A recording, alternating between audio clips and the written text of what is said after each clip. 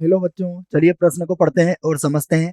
समाकलनों का मान ज्ञात कीजिए और हमें समाकलन करना है log x बटा x का, अर्थात log x बटा x का यहाँ पर समाकलन हमें ज्ञात करना है।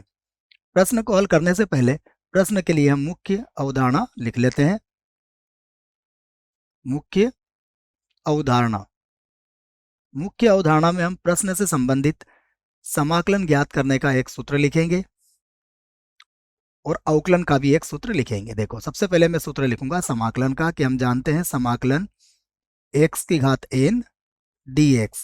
यदि हमें इसका समाकलन ज्ञात करना है तो इसका सूत्र होता है x की घात n प्लस 1 और पूरे के बटे में आएगा n प्लस 1 और प्लस अचर c होगा, और यहाँ पर n जो है वह कभी भी -1 के बराबर नहीं होना चाहिए। एक और सूत्र है जिसे हम अवकलन का सूत्र कहेंगे, d बटा डी एक्स लॉग एक्स।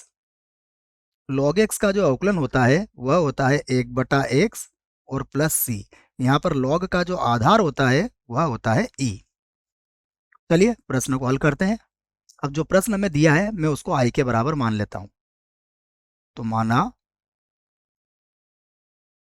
हमारा जो प्रश्न है वह किसके बराबर है? आई के बराबर है। तो माना आई बराबर समाकलन लॉग एक्स बटा एक्स और डी एक्स। यहाँ पर लॉग का आधार ई होगा।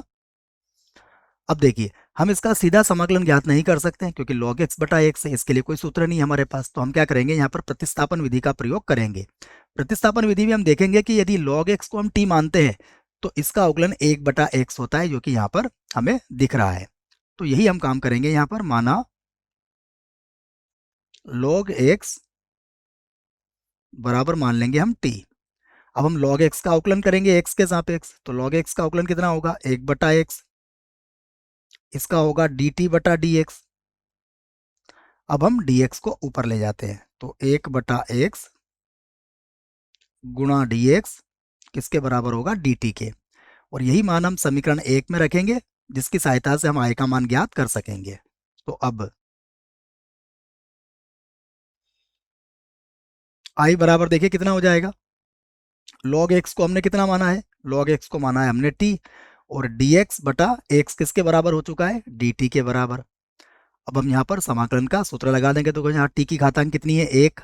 तो इसका समाकलन होगा 1 प्लस 1 और बटे में भी आ जाएगा 1 प्लस 1 और प्लस लगा देंगे हम c। तो अब क्या होगा देखो, 1 और 1 ये हो जाएगा हमारा 2। तो इसे लिख देंगे हम 1 बटा 2 और यहाँ हो जाएगा t की घात 2 प्लस हो जाएगा c। अब हम जो t का मान है वो रख देते हैं यहाँ पर। तो बराबर देखिए 1 बटा 2 और t का मान हमने कितना माना था? t का मान हमने माना था log x, पूरे की घात कितनी हो जाएगी? 2। यहाँ आधार इसका e होगा और प्लस c। यही हमारे प्रश्न का उत्तर होगा। आशा करता हूँ आपको इस प्रश्न का उत्तर समझ में आया होगा। धन्यवाद।